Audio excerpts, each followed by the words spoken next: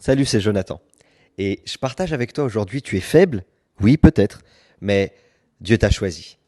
Et je sais pas toi, mais on a toujours ce sentiment que parce qu'on est faible, on peut pas faire certaines choses ou accomplir certaines choses. Du coup, tu culpabilises. Tu te sens pas à la hauteur. Qu'est-ce qui se passe? Bah, au bout d'un moment, tu fais plus rien.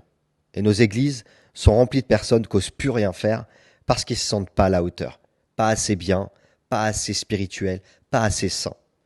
Par expérience, j'aimerais dire que le diable essaiera toujours, souvent, de te mentir à ce sujet-là et de te faire croire, en te paralysant, que t'es pas assez bien, pas assez fort, pas assez consacré pour pouvoir faire quelque chose pour Dieu. J'aimerais dire que c'est un mensonge, c'est pas vrai. Et si c'est vrai que Dieu désire que tu changes, certainement, t'as certainement comme moi des choses à améliorer. Mais Dieu te connaît et il veut t'utiliser malgré tes faiblesses. C'est ce que Dieu dit à Gédéon dans Juge chapitre 6, 14. Le Seigneur va se tourner vers lui et lui dire: Oh Gédéon, va avec la force que t'as. Et c'est pas parce que tu souffres, c'est pas parce que tu as des difficultés que tu peux pas être utilisé. Franchement, il y a en toi des forces insoupçonnées. Et tu sais même pas toi jusqu'où tu es capable d'aller. Mais Dieu le sait et il a mis ses forces en toi. Il connaît leur profondeur.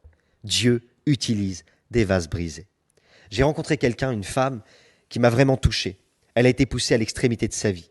Quelqu'un qui voulait en finir, qui se droguait, qui avait plus d'espérance. Une femme qui a même essayé de se planter un couteau dans le cœur tellement elle en avait marre de la vie. Mais elle s'est ratée. Entre la vie et la mort, elle a survécu. La vie a triomphé parce que Dieu voulait qu'elle vive. Et elle raconte cette petite histoire dans un livre qu'elle appelle La ligne blanche, où elle explique comment elle s'est sortie de la drogue et puis comment Dieu l'a sortie de tout ça. Je l'ai rencontrée et c'est vrai qu'on voit dans cette femme un vase brisé, une sensibilité incroyable. J'ai été touché parce que lorsqu'elle a signé le livre, on voyait qu'elle avait du mal avec sa main à écrire certainement les séquelles de son passé. Mais aujourd'hui, Dieu se sert d'elle, car elle témoigne partout comment Dieu l'a sauvée de la mort.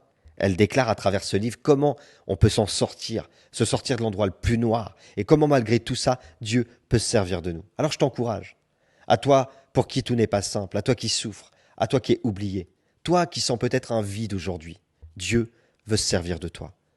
Quelques petits conseils. Le don reste un don, et donc c'est un cadeau. Tu peux l'utiliser quand tout va bien, mais aussi quand tout va mal. Et je vais te faire une confidence. Peut-être pas terrible de dire ça, mais je le dis quand même.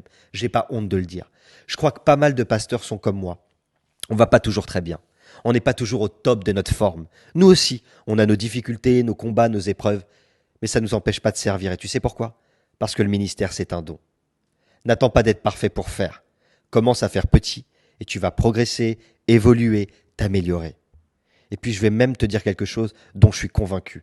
Servir avec l'imperfection, c'est bien. Parce que ça permet aussi de garder une vraie part d'humilité. Et l'humilité, c'est indispensable à un bon service. Alors, ne regarde pas aux circonstances. Va avec la force que tu as. Faible, peut-être, mais suffisante pour accomplir aujourd'hui ce que Dieu t'a confié. Et n'oublie pas, Dieu a mis son potentiel